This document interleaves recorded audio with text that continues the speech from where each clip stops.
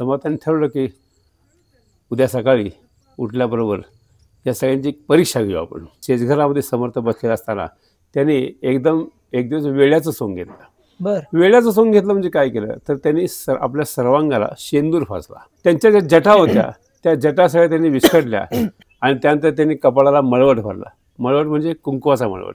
संपूर्ण कपाळाला असा कुंकू त्यांनी लेप दिला आणि समर्थ असे त्यांनी हातामध्ये तलवार घेतली.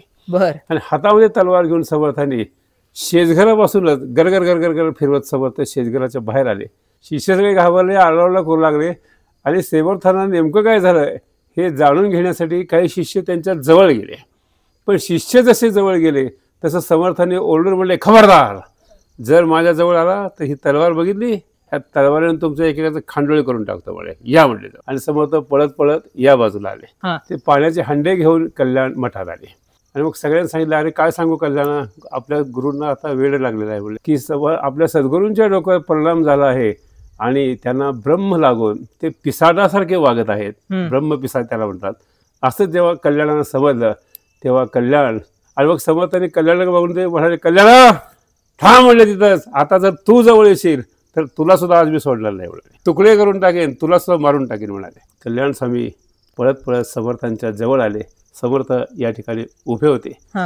नंतर एका पाषाणावर समर्थ बसले आणि कल्याण स्वामी समर्थांच्या चरणाजवळ नम्र झाले, नतमस्तक झाले आणि पुन्हा एकदा समर्थ म्हणाले, कल्याणा आता जवळ येऊ नकोस, मला नमस्कार करण्याच्या निमित्तानं तू नमस्कार करशील, पण ही बघितली का तलवार, या तलवारीने तुझा शिराच्छेद करून टाकतो म्हणल्यात. पण कल्याण स्वामींनी समर्थांच्या या शब्दांकडे लक्ष दिलं नाही. कल्याण स्वामींनी समर्थांच्या चरणावर साष्टांग दंडवत घातला आणि कल्याण स्वामींनी काय बोलावं, स्वामी तुमच्या हातून जर मला आज मृत्यू आला, मरण आलं तर यापेक्षा भाग्य कुठलं आहे. समर्थाने कल्याणाला आलिंगन दिलं. त्यांच्या हातात ती तलवार गळून पडली आणि सगळे शिष्य तोपर्यंत गोळा झाले सज्जनगड या ठिकाणी. आणि समर्थ सगळ्यांना म्हणाले, बघा म्हणाले, याही परीक्षेत म्हणले हाच उत्तीर्ण झाला. आणि मग सगळे शिष्य देहबुद्धीने येत होते आणि हा कल्याण स्वामी मात्र देहबुद्धी ते आत्मबुद्धी करावी या स्थितीपर्यंत पोहोचला अध्यात्मातल्या.